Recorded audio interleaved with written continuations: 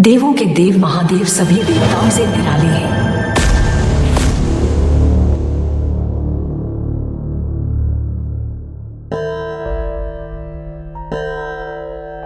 इनके अस्त्र शस्त्र से लेकर इनके वस्त्र और आभूषण भी सभी देवी देवताओं से अलग है। शरीर पर बाघ की खाल धारण किए हुए महादेव गले में नाग का श्रीगान करते हैं। तो क्या कभी किसी ने सोचा है इनके गले में नाग क्यों है? आगे हम इस वीडियो में आपको भोलेनाथ के गले में हमेशा नाग क्यों रहता है, वो नाग कौन है और शंकर जी के गले में क्यों रहता है। दोस्तों, आज हम आपको इस वीडियो में बताने जा रहे हैं कि भगवान शिव के गले में हर समय नाग क्यों लिपटा रहता है और वो उनके गले में कैसे आए। हिंदू धर्म की कहानियों में सांपों का एक अलग ही महत्व है। वे न केवल शक्ति और रहस्य के प्रतीक हैं, बल्कि वे जीवन के गहरे रहस्यों को भी उजागर करते हैं। उन्हें बहुत शक्तिशाली माना जाता है, जिनसे लोग डरते भी हैं और उनका सम्मान भी करते हैं। इन कहानियों में सांपों को अक्सर देवताओं और राक्षसों के बीच की कड़ी के रूप में देखा जाता है। इनमें से वासुकी नागराज के रूप में जाने जाते हैं, जो रहस्य और भव्यता से घिरे हुए हैं। वासुकी का नाम सुनते ही एक अद्भुत और रहस्यमय छवि मन में उभरती है। उनकी कहानी देवी देवताओं और राक्षसों के साथ जुड़ी हुई है और वह कई महत्वपूर्ण घटनाओं में महत्वपूर्ण भूमिका निभाते हैं। समुद्र मंथन की घटना में वासुकी ने मंदराचल पर्वत को लपेटकर मंथन में सहायता की थी। वासुकी की कहानी सिर्फ एक पौराणिक कथा नहीं है, यह प्राचीन ज्ञान का प्रतिबिंब है जो जीवन, मृत्यु और पुनर्जन्म के चक्र को समझने में मदद करती है। वासुकी का अस्तित्व हमें यह सिखाता है कि जीवन एक निरंतर चक्र है। महाभारत से लेकर पुराणों तक वासुकी की उपस्थिति सभी हिंदू धर्म ग्रंथों में महसूस की जा सकती है। उनकी कहानियां हमें धर्म और आध्यात्मिकता के गहरे अर्थों को समझने में मदद करती हैं। वो इस ब्रह्मांड के नाटक के साक्षी हैं और उसमें भाग भी लेते हैं। वासुकी का हर कार्य ब्रह्मांडी संतुलन को बनाए रखने में सहायक होता है। इसलिए वासुकी को समझना हिंदू ब्रह्मांड विज्ञान के जटिल ताने बाने में एक महत्वपूर्ण धागे को समझने जैसा है। वासुकी की कहानियां हमें यह सिखाती हैं कि हर जीव का इस ब्रह्मांड में एक विशेष स्थान और महत्व है। आशी कश्यप और उनकी पत्नी कद्र के वंश में जन्मे वासुकी को ज्ञान और शक्ति दोनों विरासत में मिली। उन्हें बहुत ही सुंदर बताया गया है। उनके शल्क 1000 रंगों से चमकते हैं। कहा जाता है कि उनकी आंखों में सदियों का ज्ञान है, जो ब्रह्मांड की गहराई को दर्शाता है। वासुकी के 1000 सिर हैं, जिनमें से प्रत्येक पर एक चमकदार मणि है, जो तीनों लोगों को रोशन करता है। यह कल्पना उनके बहुआयामी स्वभाव और उनके विशाल ज्ञान को दर्शाती है। वह कुंडलिनी की शक्तिशाली ऊर्जा का प्रतिनिधित्व करते हैं, जो सर्वशक्ति है, जो हमारे भीतर निष्क्रिय पड़ी है। वासुकी से जुड़ी सबसे प्रसिद्ध कहानी शायद मुद्र मंथन की है, जो ब्रह्मांडी सागर का मंथन था। देवताओं और असुरों के बीच हुए सहयोग का उद्देश्य अमृत प्राप्त करना था, जो अमृता का अमृत था। मेरु पर्वत को मथानी की तरह इस्तेमाल किया गया था और अपनी विशाल आकार और ताकत के साथ वासुकी ने मंथन रस्सी बनने के लिए सहमति दी थी। मंथन के दौरान वासुकी ने बहुत पीड़ा सही और एक घातक जहर हलाहल छोड़ा, जिससे सृष्टि को नष्ट होने का खतरा पैदा हो गया था। त्याग का यह कार्य वासुकी की करुणा और महान कार्य के लिए कष्ट सहने की उनकी इच्छा को उजागर करता है। भगवान शिव जो संहारक और परिवर्तनकारी है, उनका वासुकी के साथ एक अनोखा बंधन है। उन्हें अक्सर वासुकी को अपने गले या बाह के चारों ओर कुंडलित करके आभूषण के रूप में धारण किए हुए दिखाया गया है। यह कल्पना उनके अंतर संबंध और सृजन और विनाश के बीच संतुलन का प्रतीक है। समुद्र मंथन के दौरान शिव द्वारा हलाहल विष को ग्रहण करने से यह जुड़ाव और मजबूत होता है। जिस तरह शिव ने ब्रह्मांड को नुकसान पहुंचाने से रोकने के लिए जहर को अपने भीतर समाहित कर लिया था, उसी तरह वासुकी भी नकारात्मक ऊर्जांचल और महत्व शक्ति, सहन शक्ति और नवीनीकरण, यह 3 गुण न केवल हमारे जीवन को समृद्ध बनाते हैं बल्कि हमें चुनौतियों का सामना करने और उनसे उभरने की शक्ति भी प्रदान करते हैं।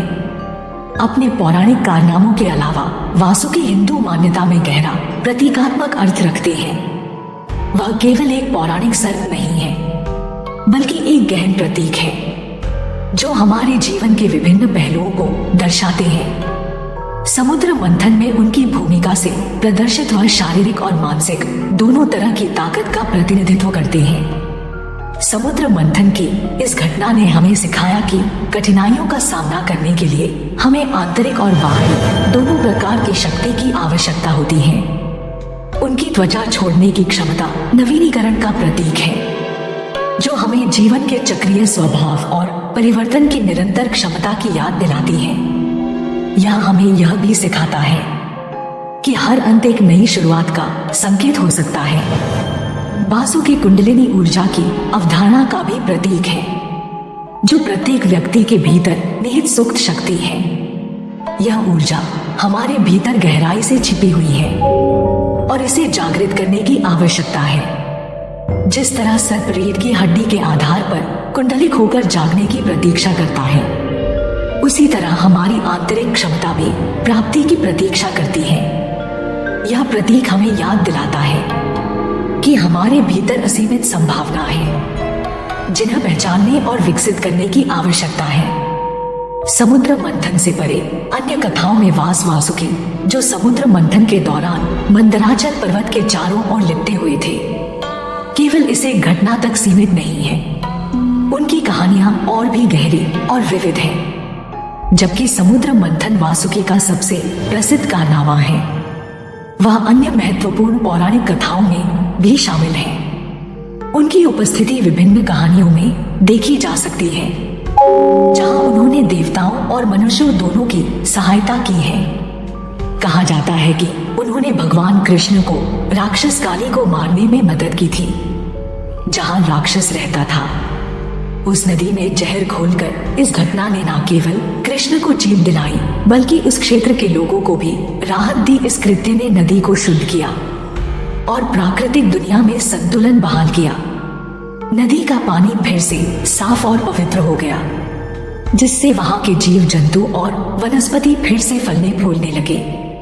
इन विविध कहानियों में वासुकी की उपस्थिति ब्रह्मांडीय व्यवस्था बनाए रखने और देवताओं और मनुष्य दोनों को उनके प्रयासों में सहायता करने में उनके महत्व को रेखांकित करती है। वासुकी का योगदान केवल एक घटना तक सीमित नहीं है बल्कि उनकी भूमिका कई कहानियों में महत्वपूर्ण रही है। वह एक अनुस्मारक के रूप में कार्य करते हैं कि प्रतिकूलता का सामना करने पर भी नवीनीकरण और सकारात्मक परिवर्तन की हमेशा आशा होती है। वासुकी की कहानियां हमें सिखाती है कि कठिनाइयों के बावजूद हमेशा एक नया सवेरा होता है और परिवर्तन संभव है। 7 नागवंश वासुकी का परिवार और विरासत वासुकी हिंदू देवताओं में अकेले नहीं है। वह नागों के एक बड़े वंश का हिस्सा है जो शक्तिशाली सर्प प्राणी है जो पाताल लोक में रहते हैं। नागों के राजा के रूप में वासुकी अपने भाइयों से सम्मान और वफादारी का आदेश देते हैं। उनके भाई शेषनाग जिस सर्प पर भगवान विष्णु विश्राम करते हैं, साथ में वे उन दैत्वाद ताकतों का प्रतिनिधित्व करते हैं जो ब्रह्मांड को नियंत्रित करती है, संतुलन और सद्भाव बनाए रखती हैं। वासुकी की स्थायी उपस्थिति प्राचीन मिथकों से आधुनिक समय तक वासुकी की कहानी पौराणिक कथाओं की सीमाओं को पार करती है।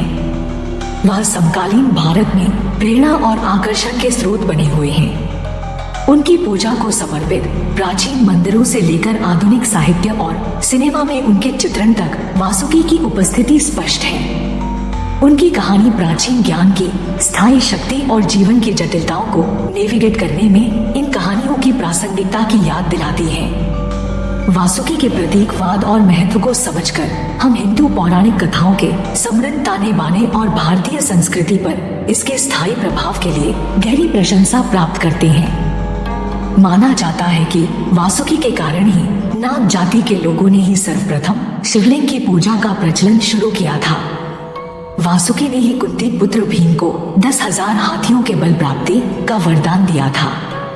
जब भीम को दुर्योधन ने धोखे से विष मिलाकर गंगा नदी में फेंक दिया था, तब भीम नागलोक पहुंच गए थे। वहां पर भीम के नाना जी ने वासुकी को बताया कि यह कौन है। तब वासुनिक नाग ने भीष का विष उतारा और उसे 10,000 हाथियों का बल प्रदान किया। अधिक धार्मिक कहानियों और दिलचस्प रहस्यों से अपडेट रहने के लिए हमारे चैनल को लाइक, शेयर, कमेंट और सब्सक्राइब करना न भूलें। जल्दी ही मिलते हैं एक नई वीडियो के साथ। धन्यवाद।